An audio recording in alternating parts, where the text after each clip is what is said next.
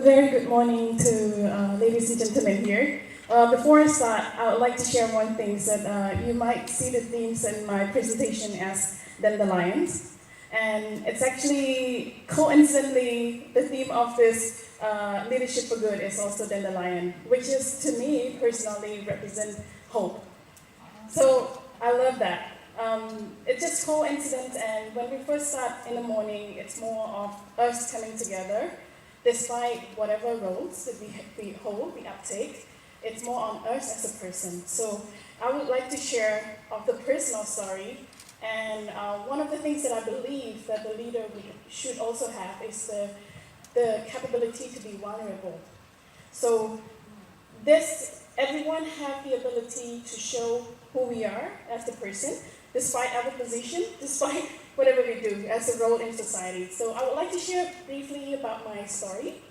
I was born as one of the young girls in the province. My parents are not well off, and we were striving. My mom brought us, she was the breadwinner, she was my role model. She brought us to the city, and she got a job. She shared her vision to me that she wanted me to get education.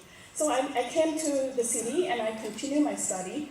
One thing that I got the opportunity is I got the scholarship to study in a university, and it was sociology. I was bluntly don't know what sociology was. I was like, what was that? It is sociology. What is this? So the only things I know was I like philosophy. I love to listen to people's ideas. I love to listen to inspiring stories. And later on, when I studied sociology, I got the chance to study in Japan as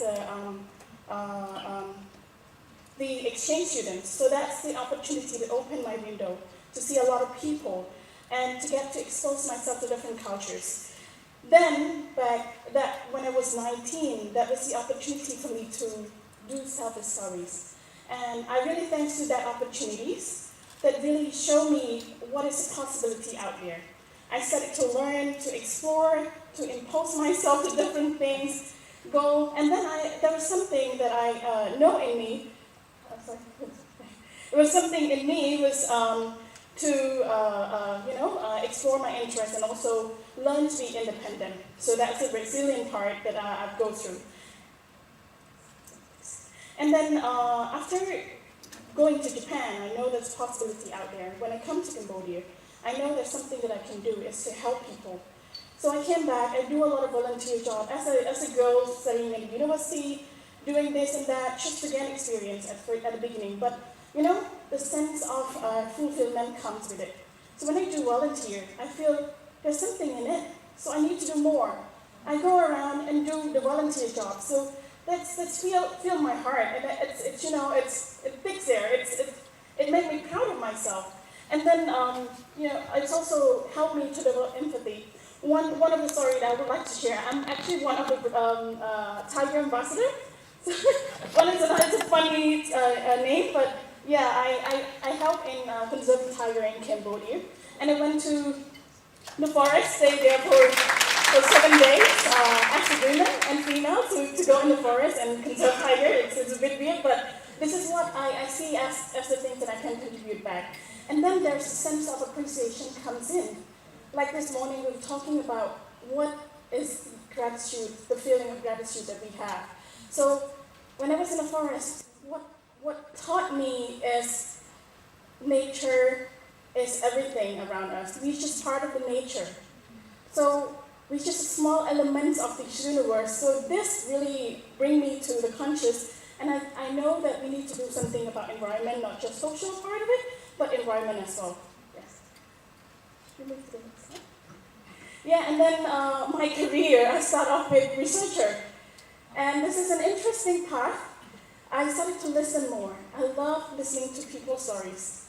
And this is where, the unconsciousness of lifelong learning comes to me.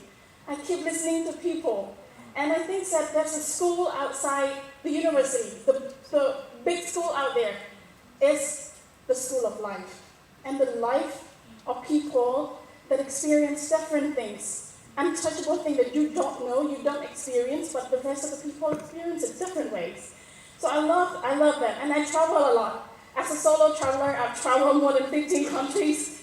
It's like, back then it was Cambodian young women going to do backpacking because I'm inspired by some people who do backpacking, so I traveled to Indonesia, to Malaysia, to Singapore, so different countries, so to expose myself what are the things that underlying there. So that's where I find inspiring stories from people and creativity.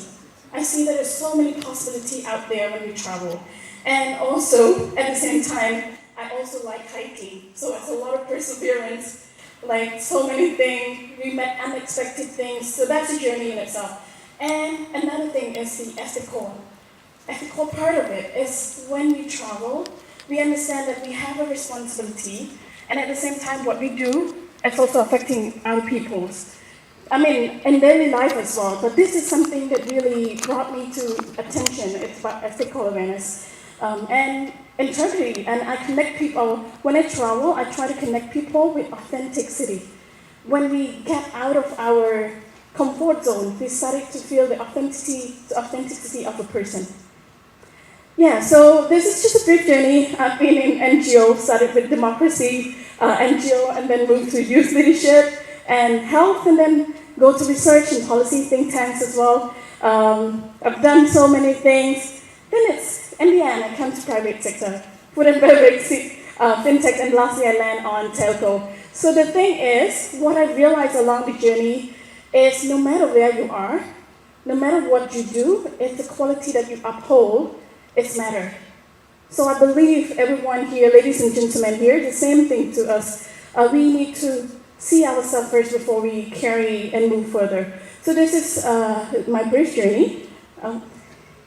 So from my whole journey, what I see as the good leaders, I've shared to my colleagues, my friends sitting next to me. So I've met a lot of great leaders in Cambodian society, one of which I want to highlight, Brown Coffee founder. So I was working for Brown Coffee before. He's one of the great leaders. And those qualities are self-awareness. He was a very self-conscious person. He understands that his actions is a consequence of around people. The second one is a sense of fulfillment. So if we don't have that, there's always lack, and there will never be more. So we need to have the sense of fulfillment and gratitude so we can further pursue whatever we want. And continuous learning, of course. The other thing is to seek the truth, because there are so many layers to things. Sometimes we tend to judge, a lot of judgment. So try to deep dive into the truth and learn about it. And resilient, of course. And the last one is the two last one is ethical and compassion. In Cambodian, the word metta is something that I really love. Metta is more than just, empathy is part of it, but you deep dive and try to understand people's struggles and what are the things that you can do further in terms of that. Yes? So there's one quote that I like by Oeun McManus. He's one of the futuristic writer, and he said the world does not need more great leaders. It needs more great people who lead. So I believe, as myself and now, it's every single one of us is the leader. And my goal in whatever I go, wherever I go, either in private sector, government, or future, I don't know. But the things that I know is I want to see more leaders in Cambodia. Thank you. Beautiful. Thank you, Srey.